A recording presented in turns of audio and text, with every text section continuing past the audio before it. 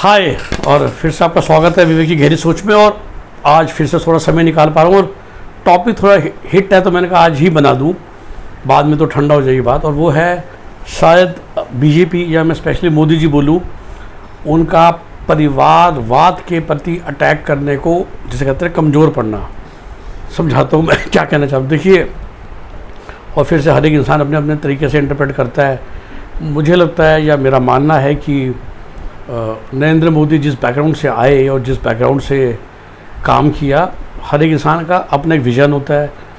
उन्होंने उस विज़न से काम करने की कोशिश करी जो उन्होंने भाजपा में शायद सीखा होगा, आरएसएस में सीखा होगा अपने शुरू के दिनों में, और 14 से लेकर 19 तक, और फिर 19 के बाद भी 2 साल तक बहुत उन्होंने कोशिश करी कि हम परिवारवाद को एक तरीके से ख़त्म करेंगे हिंदुस्तान में, स्पेशली राजनीति में।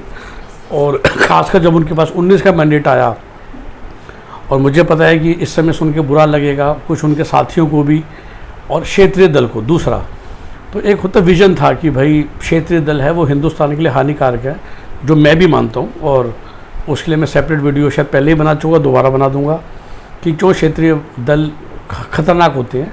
For the very simple reason कि जब आप कहते हो ना कि क्षेत्रीय दल या जातीय दल एक जाति के सपोर्ट के लिए होते हैं, तो आप, मैं कई बार कह चुका था कि हिंदुस्तान ओवरऑल एक गरीब देश है, वी हैव लिमिटेड रिसोर्सेज।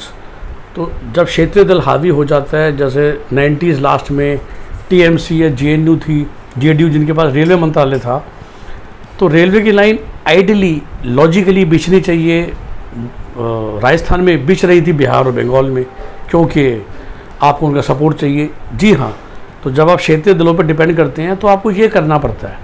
जैसे कि वो जो एक्स्ट्रा पैकेज दिया गया है आंध्रा को, शायद वो पैकेज लॉजिकली नहीं देना चाहिए, I am not sure, but railway का जो मैंने एग्जाम्पल दिया there I am sure. But चूँकि अब आपको उनका समर्थन चाहिए तो आपको देना पड़ेगा, एक्स्ट्रा पैसा देना पड़ेगा। तो वही सोचिए, अगर आपके पास 15-20 दल के आप नीचे हो तो वो जो परफेक्ट डिसीजंस है फिर आप वो नहीं लोगे। फिर कहाँ पर नई रेलवे लाइनें बिछनी है, क्योंकि पैसा तो लिमिटेड है ना, कहाँ पर नए प्रोजेक्ट्स आने हैं, कौन से नए प्रोजेक्ट्स आने हैं, वो सब चीज़ें प्योर इकोनॉमिक और लॉजिकल डिसीजन ना होके वो बन जाते हैं ये पॉलिटिकल एस्पिरेशन। तो जो भी क्षेत्रीय दल होता है वो तो यही चाहता है ना कि सारा सेंटर का पैसा मेरे स्टेट में आ जाए। तो वो प्रेशर डालेगा कि जो भी आपकी नई योजनाएं हैं, कोई केंद्र सरकार के बजट से अगर 4 नए स्टील प्लांट बनने हैं तो वो बंगाल में बनाओ, तमिलनाडु में बनाओ, जो इस समय थोड़ा बहुत आंध्रा में हो रहा होगा या बिहार में हो रहा है। और इसलिए पूरी कोशिश की गई थी, स्पेशली 2024 की विजय के बाद, मैं हमेशा कहूँ 19 की विजय के बाद, कि क्षेत्रीय दलों को ख़त्म किया जाए। और उसी मद्देनज़र जेपी नड्डा ने वो फेमस इंटरव्यू भी दिया था जिसकी वजह से जेडीयू ने नाता तोड़ा था। तब तक इसमें कोई शक की बात नहीं है। और देखिए कैसे मैं आपको याद दिला सकता हूँ कि 19 के बाद जो पहले 4-5 चुनाव हुए थे, झारखंड में उन्होंने वो जो झारखंड स्टूडेंट यूनियंस को हटा दिया था, सुदेश महतो की टीम को, और अकेले लड़े थे, तभी सरकार नहीं बनी। दिल्ली में तो चलो अकेले ही लड़ना था, हरियाणा में अकेले ही लड़ना था और सीटें गिर गई, 40 ही आई थी ना। जबकि उस समय कि जो भी क्षेत्रीय दल था या कमज़ोर हो चुका था उससे संपर्क किया जा सकता था। मैं अभी 19 की बात कर रहा हूँ। उसके बाद महाराष्ट्र आया तो देखिए पूरा आँख दिखाई गई थी शिवसेना को, चुनाव के बाद भी आँख दिखाई गई थी और ये कहा कि भाई तुझे देख लेंगे, समझ रहे हो, कि हम सपोर्ट नहीं करेंगे एज ए सीएम। और फिर वो उस तरफ चले गए और सरकार चल रही थी। तो 2019 से लेकर मोटा मोटी 21 तक, फिर 22 बिहार के चुनाव तक भी वो विज़न चलता रहा कि बिहार में भी हम सब जानते हैं कि किसने चिराग पासवान को डायरेक्ट इनडायरेक्ट सपोर्ट किया। पर्पस यही था कि बीजेपी की फुल अच्छी मेजोरिटी आ जाए तो सरकार बीजेपी की बन जाएगी, ऐसा मेरा मानना है, खासकर बिहार के बारे में।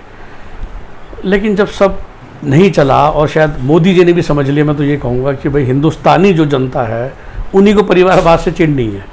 जिस तरह वो आज भी यूपी में अखिलेश को वोट देते हैं और अखिलेश के सारे परिवार को देते हैं, या तमिलनाडु में देते हैं स्टालिन की फैमिली को, या पंजाब में देते हैं, या बिहार में तेजस्वी की फैमिली को देते हैं, या एक्सेट्रा एक्सेट्रा हर जगह। तो आपने 6-7 साल तक एक चीज़ कर ली।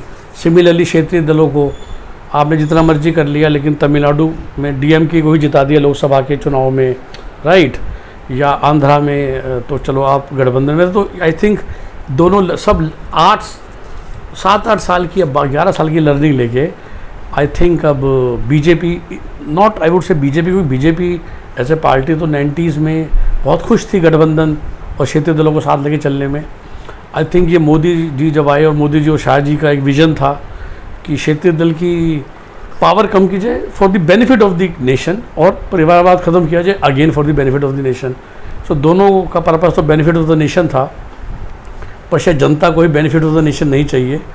और अब रिसेंटली जो हम देख रहे हैं, चाहे वो हरियाणा में कैबिनेट का बनना या महाराष्ट्र में टिकट बंटना, अब परिवारवाद बिल्कुल तरीके से ख़त्म कर दिया गया है और श्रुति चौधरी जी को भी मंत्री बनाया गया है, राविंदर सिंह खुद मंत्री हैं, उनकी बेटे में मंत्री बनाया गया। तो अब टिकट भी दो परिवार में, मिनिस्टर भी बनाओ, मंत्री बनाओ। वो जो आइडियल सिचुएशन करने की मोदी जी ने कोशिश करी 7-8 साल, लोगों को रिटायर करने की आफ्टर 75, जिसकी वजह से रमन सिंह स्पीकर बनाया गया या वसुंधरा जी को सीएम नहीं बनाया गया। आई थिंक धीरे धीरे अब बीजेपी उसको छोड़ देगी कि अब चूँकि मोदी जी भी तो थक रहे हैं ना, उम्र तो सबकी बढ़ेगी आगे, भगवान ने किसी को ऐसा तो पैदा नहीं किया जो परमानेंट 50 या 60 रहेगा। और आई थिंक जैसे जैसे मोदी जी का युग ख़त्म होगा, आई थिंक बीजेपी का वो जो स्टैंड था अगेंस्ट क्षेत्रीय दल एंड अगेंस्ट परिवारवाद, वो दोनों ही कमज़ोर पड़ेंगे और पड़ना शुरू हो गए। मैं ये कहना चाहता था इस वीडियो के माध्यम से। और आने वाले वक्त में हम देखेंगे कि चाहे वो महाराष्ट्र हो, चाहे वो फिर बिहार हो, फिर से शायद जेडीयू को उतना ही सम्मान और सपोर्ट दिया जाएगा जितना पहले दिया जाता था।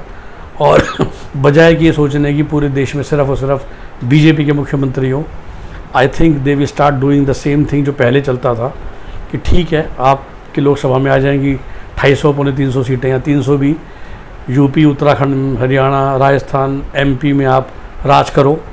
लेकिन I think when it comes to Punjab, when it comes to Bihar, Andhra,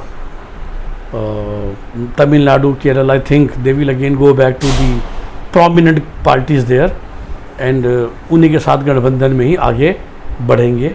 और वो जो क्षेत्रीय दलों को हटा के अपना स्थान पाना, जो एक मिशन था मैं ये बोलूँगा, और दूसरा मिशन था कि परिवारवाद को इतना बदनाम कर दो, आई थिंक ये दोनों मिशन अब धीरे धीरे बीजेपी छोड़ देगी for their own political well being. Okay, तो कैसे लगी ये थॉट जरूर शेयर कीजिए। Have a nice day, bye bye.